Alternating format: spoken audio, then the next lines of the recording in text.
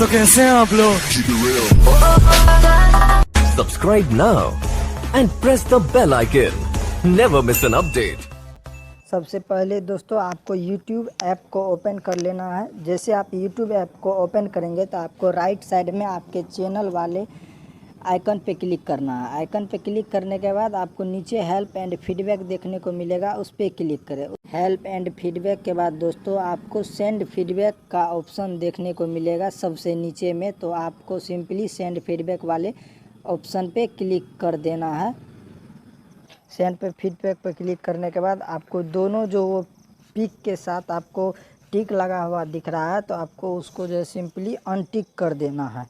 Untick करने के बाद आपको वहाँ टाइप करना है जो आप स्क्रीन पे देख सकते हैं। आप स्क्रीन पे भी देख के, या नहीं तो आप डिस्क्रिप्शन से कॉपी करके पेस्ट कर सकते हैं। उसके बाद जब आप फाइनली टाइप कर ले तो टाइप करने के बाद जो है आपको राइट साइड में जो ऊपर में वो सेंड का ऑप्शन दिख रहा है ब्लू कलर में राइट साइड में, तो उस पर क्लिक करके आपको सेंड कर देना है। तो उसके बाद जो है ये आपको ऑटोमेटिक दे देगा कि thank you for your feedback. देख सकते हैं thank you for your the feedback. उसके बाद फाइनली ये कंप्लीट हो गया। आप इसी तरीके से आसानी से कर सकते हैं।